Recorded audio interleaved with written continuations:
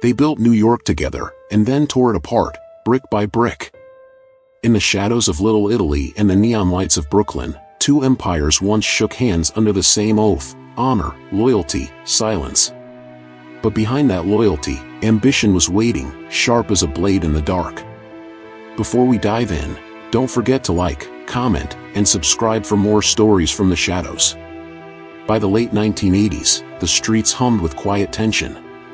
The Gambino family, led by the charismatic yet unpredictable John Gotti, stood as kings of the city: sharp suits, louder headlines. Across the river, the Lucchese family, under the calculating Anthony "Tony Ducks" Corallo, ruled differently: quiet, methodical, hidden in the rhythm of trucking unions and construction deals. They weren't enemies yet. But when money flowed faster than blood, alliances started cracking. The whispers began: one crew undercut another, shipments rerouted, favors unpaid. "It's not a war," Gotti told his men, cigarette glowing under streetlight. "It's business." But business has a way of turning personal. And in the silence between those words, the quiet war began. Long before the war, there was respect. The Gambino family traced its roots back to Carlo Gambino, a man who believed power didn't need volume, it needed patience. He rose from Sicily's dust to New York's boardrooms, whispering instead of shouting. Under him, the family thrived, disciplined, wealthy, feared but controlled. When he died, that quiet discipline died with him. Then came John Gotti, a street soldier with fire in his eyes and silk in his voice. He didn't whisper, he roared. He loved the cameras, the crowds, the fame. To the old guard, he was chaos wrapped in charisma. But to his men, he was a hero who made the mob look untouchable again. Across town, the Lucchese family followed a different rhythm. Tommy Lucchese built his power in shadows, in labor unions, trucking, in construction. His successors, especially Tony Ducks Corallo, kept that legacy alive: calm, cunning, the kind of boss who could run a billion-dollar empire without anyone hearing his name. Both families believed they understood the code. Both were wrong. Because as new money came in, cocaine, unions, casinos, the rules that once bound them began to rot. It began, as most mob wars do, with something small: a deal, a name, a promise forgotten. A Lucchese-controlled trucking company lost $1 million contract at JFK Airport. The word on the street was that a Gambino crew bought the union rep behind closed doors. That kind of theft wasn't business, it was disrespect. In the back of a Queens social club, a Lucchese captain slammed his glass down. "Tell Gotti we don't move garbage for free," he hissed. The message traveled faster than smoke. Within days, trucks were torched in Brooklyn, and one Gambino associate vanished between shifts. The streets stayed silent, but everyone knew the peace was cracking. Gotti laughed it off in public, his gold ring flashing under the lights. "They want to fight. Let him make the first mistake." But privately, he paced. He understood something dangerous: a quiet enemy is harder to see coming. Meanwhile, Tony Ducks Corallo, operating from his prison cell through hidden phones, ordered calm. "We don't bark. We bleed them slow." And so, the first move was made, not in gunfire, but in silence. By 1986, New York's underworld looked like a chessboard soaked in money and fear. Every move mattered. Every silence spoke.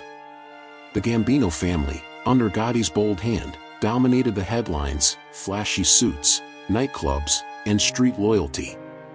He had the Queen's Cruise, the Bergen Hunt and Fish Club, and a following that treated him like a king.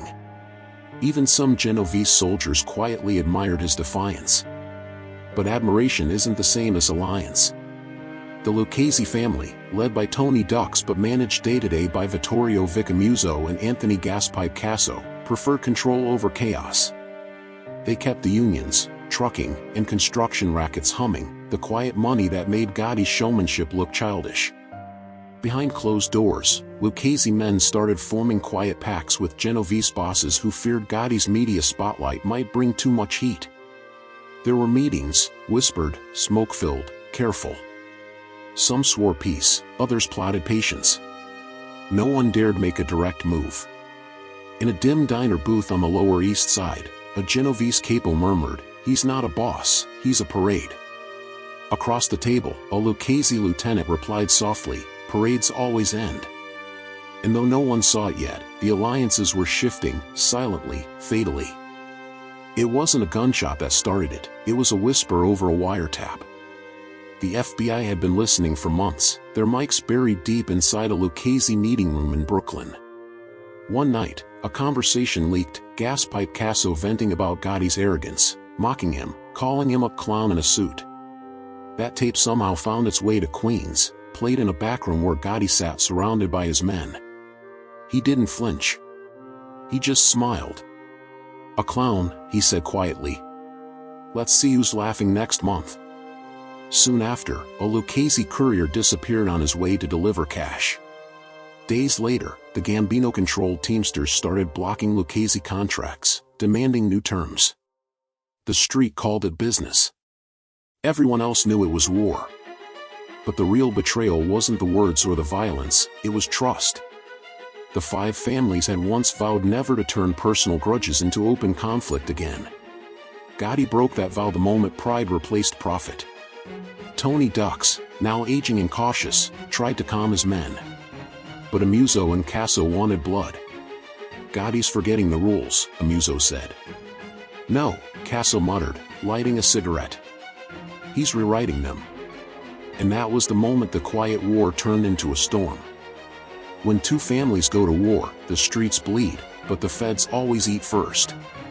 By the late 80s, the FBI was circling like vultures. The commission case had already crippled parts of the mob hierarchy, but the Gambino-Lucchese feud was giving agents something new: movement, noise, opportunity. Every bug, every tap, every informant suddenly had something to say. In Manhattan, Gotti's voice was everywhere, captured laughing, boasting, threatening. He was becoming his own worst witness. The FBI loved it. In a smoky office, one agent said, "Let him talk. He'll bury himself with words." Meanwhile, the Lucchese family faced its own collapse. Casso, paranoid and ruthless, began suspecting everyone. Associates vanished overnight. He once told an underboss, "Better to kill 10 traitors than miss one." That paranoia tore through his own ranks faster than the bullets did. The streets fell quiet. Too quiet. Deals froze, envelopes shrank, fear replaced loyalty. Even the bartenders in Little Italy stopped asking questions. The feds didn't need to start the war. They just needed to wait and listen. And soon, one recording from Gotti's own circle would end everything he built. It wasn't the Luccheses who brought Gotti down, it was one of his own. Sammy the Bull Gravano, Gotti's underboss, had been his shadow for years, loyal, efficient, deadly. He helped Gotti rise to power, helped him clean house after every feud, helped him build the image of the Teflon Don. But as the walls closed in, Sammy began to see what Gotti didn't: that silence had become suicide. The FBI had finally done it. Hidden mics inside the Rave Night Social Club in Little Italy recorded Gotti talking, too freely, too often. He blamed Sammy for murders they'd both ordered. He laughed about the hits. He named names. And one night, the agents hit play for Gravano himself. "He threw you under the bus," one of them said. Sammy sat in silence for a long time. Then he nodded once. He broke omerta first. That single moment, one man's disillusionment, destroyed the Gambino empire from the inside. While Gotti still smiled for cameras outside the courthouse, the Lucchese bosses watched from the shadows. They didn't cheer. They just whispered, "The parade's over." But the war's end wouldn't come clean, because in the mob, endings always bleed. By 1992, New York's underworld had turned into a graveyard of legends. John Gotti, once the untouchable face of the Mafia, sat in a courtroom listening to tapes of his own voice, cold, clear, undeniable. The jurors didn't take long. Life without parole. The cameras that once adored him now captured his downfall, his swagger replaced by silence. When the verdict was read, he blinked once and whispered, "So this is how kings die." Across the river, Anthony Gaspipe Casso was also falling apart. his paranoia had consumed him. He went into hiding, hunted not just by the FBI but by his own men. When he was finally caught, he flipped too, spilling years of mob secrets to save himself. The Lucchese family fractured, their money lines drying up, their soldiers scattered. The quiet war had no victors, only survivors. Businesses closed, alliances crumbled, and the streets that once buzzed with deals now hummed with fear. An old bookmaker summed it up best: they fought for New York and lost her. The city moved on, but under the concrete and memories, ghosts still lingered, men who learned too late that pride pays in blood. Time has a way of softening faces, but not reputations. John Gotti died behind bars in 2002, still defiant, still styled. To some, he remained a symbol of old-school loyalty and street power, a man who dared to make the Mafia public again. To others, he was the fool who traded respect for fame. Even the old-timers admitted it quietly: he made the mob look glamorous, and that killed it. Anthony "Gaspipe" Casso, on the other hand, spent his final years in a cell, bitter and alone, betrayed by the very government he'd tried to help. He once told an interviewer, "I gave them everything, and they left me with nothing."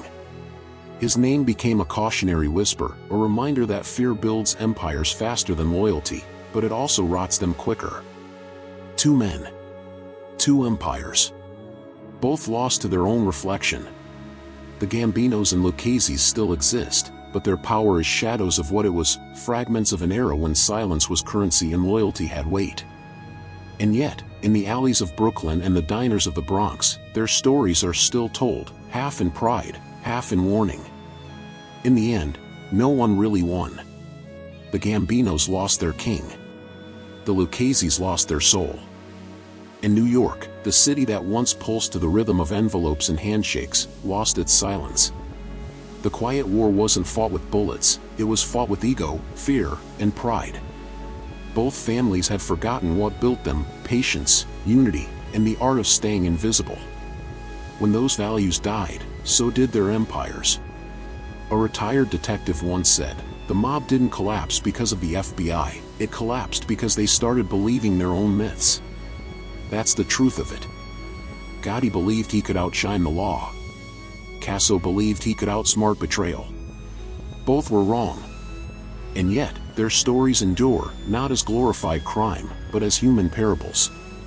About power that blinds, loyalty that burns, and silence that speaks louder than any gunshot. One died a legend, the other a ghost.